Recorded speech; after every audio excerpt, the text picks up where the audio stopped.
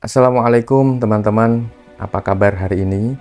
Semoga selalu dalam lindungan Allah Subhanahu wa Ta'ala dan diberikan kelapangan hati serta ketajaman berpikir untuk melihat realitas umat yang kian dinamis.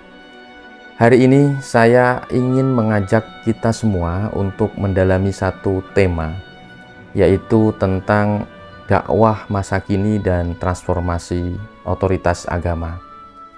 Namun sebelum masuk ke pembahasan inti, saya akan menjelaskan terlebih dahulu 3 kata kunci, yaitu dakwah, transformasi, dan otoritas agama. Pertama, apa itu dakwah? Secara bahasa, dakwah berasal dari kata da'a yad'u, yang artinya memanggil, mengajak, dan mengundang. Secara istilah, dakwah dapat diartikan sebagai segala bentuk usaha untuk mengajak manusia ke arah kebaikan, menuju ketaatan kepada Allah Subhanahu wa Ta'ala sesuai dengan ajaran Islam yang rahmatan lil alamin.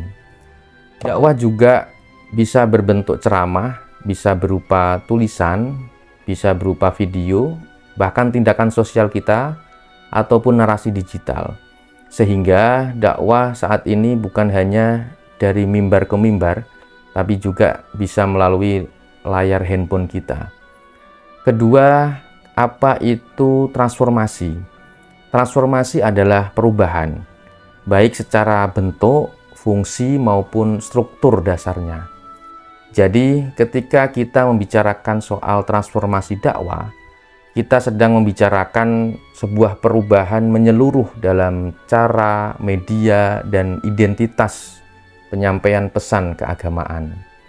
Lalu, apa itu otoritas agama? Otoritas berarti kewenangan, legitimasi, atau hak untuk berbicara dan didengarkan. Jadi, otoritas agama adalah hak untuk menyampaikan pendapat keagamaan yang diakui oleh umat dan didukung oleh landasan ilmu, pengalaman, dan pengakuan sosial. Dalam Islam, otoritas agama secara tradisional dipegang oleh para ulama yang tentu saja memiliki sanad ilmu, lulusan lembaga keilmuan yang jelas, dan diikuti oleh umat dengan kepercayaan yang sangat tinggi. Tetapi di era digital ini, otoritas agama mengalami pergeseran yang tidak selalu berbasis ilmu, tapi bisa juga berbasis popularitas. Nah, dari istilah-istilah tersebut, kita mulai masuk ke pembahasan utama, yaitu tentang dakwah masa kini dan transformasi otoritas agama. Dakwah hari ini bukan lagi hanya milik mimbar-mimbar di masjid atau di majelis taklim, tetapi sudah masuk ke dalam platform digital seperti YouTube, Instagram, TikTok, bahkan live streaming sekalipun ya. Tentu saja ada hal penting, hal yang positif dari transformasi ini. Dakwah menjadi lebih accessible, cepat, dan menyentuh segala lapisan masyarakat. Namun di balik itu terdapat pertanyaan penting yang perlu kita renungkan. Siapa sebenarnya yang layak berbicara atas nama agama? Otoritas agama ya, selama berabad-abad lamanya dibangun dengan landasan keilmuan yang mendalam, kemudian ada sanad, ada pendidikan formal seperti di pesantren, di pondok begitu, di universitas, ada pembinaan adab, kesabaran dalam mengaji, serta pengakuan dari komunitas ilmuwan muslim yang lain. Tapi sekarang, seorang publik figur yang belajar agama secara otodidak bisa dengan cepat mendapatkan ratusan ribu bahkan jutaan followers. Dan secara tidak langsung, ini mengakuisisi peran sebagai ustadz digital. Mereka mungkin ikhlas ya, mungkin juga penuh niat baik. Tapi yang menjadi pertanyaan adalah, apa dampak ketika orang yang tidak memiliki landasan keilmuan yang kokoh menjadi rujukan utama umat? Di sini kita melihat gejala demokratisasi otoritas agama, di mana siapa saja selama dia memiliki akses teknologi dan kemampuan retorika bisa menyampaikan pesan keagamaan dan diterima luas oleh publik, kita perlu bertanya, apakah otoritas keagamaan masih berfungsi sebagai penjaga kualitas pengetahuan keislaman, atau kita sudah masuk ke era di mana otoritas itu ditentukan oleh algoritma dan tren media sosial semata. Bagi kita sebagai kalangan akademisi atau mungkin teman-teman ada yang praktisi dakwah dengan latar belakang pendidikan formal, ini bagian dari momentum reflektif untuk melihat cara kita berinteraksi dengan publik.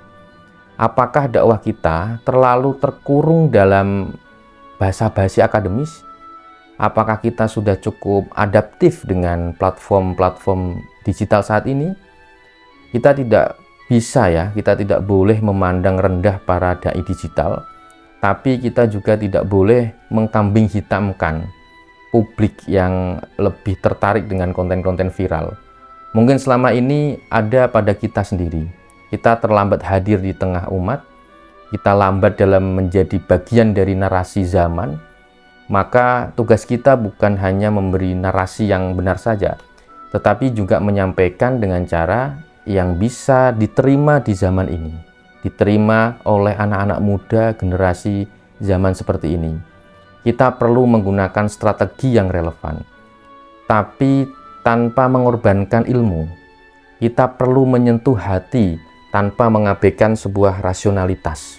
Kita perlu menggunakan format cepat, tapi tetap dengan isi yang dalam. Transformasi otoritas agama pada dasarnya adalah sebuah refleksi dari dinamika sosial masyarakat kita sendiri. Saat otoritas formal terkesan jauh, rumit, dan tertutup, maka masyarakat mencari figur yang bisa diikuti, difahami, dan didekati. Disinilah kita perlu melakukan sebuah revitalisasi dakwah akademis. Kita bukan saja mengajar di dalam kelas, tidak hanya belajar di dalam kelas, tapi juga harus hadir juga di beranda-beranda media sosial umat. Kita tidak hanya menulis jurnal, tapi juga harus memproduksi konten-konten dakwah yang ilmiah, tapi juga menyentuh, ringan, tapi juga berisi.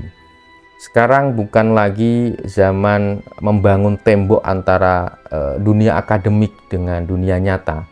Kita perlu melakukan sebuah koneksi intelektual yang mampu menyambungkan ilmu klasik dengan realitas modern. Dan terakhir, saya ingin mengajak kita semua untuk kembali melihat dakwah sebagai sebuah tanggung jawab ilmu, bukan sekedar produksi konten semata. Dakwah bukan sekedar yang penting menyampaikan kepada umat, tapi yang tidak kalah penting adalah apakah yang disampaikan itu benar dan bermanfaat. Transformasi otoritas agama tidak bisa dihindari, tapi bisa kita arahkan, bisa kita kelola dengan baik, tentu saja dengan ilmu, dengan adab dan strategi yang tepat. Maka dakwah di era digital tidak harus menjadi ancaman, tapi justru bagaimana kesempatan untuk mendistribusikan cahaya atau barokah ilmu kepada penjuru dunia. Terakhir, terima kasih telah menyimak video ini. Jika Anda merasa video ini bermanfaat, silahkan bisa berkomentar. Saya ingin mendengar pendapat Anda, pengalaman Anda di dalam menanggapi realitas sosial seperti sekarang ini. Saya Wahyu Khairuzaman, sampai jumpa di video berikutnya. Assalamualaikum warahmatullahi wabarakatuh.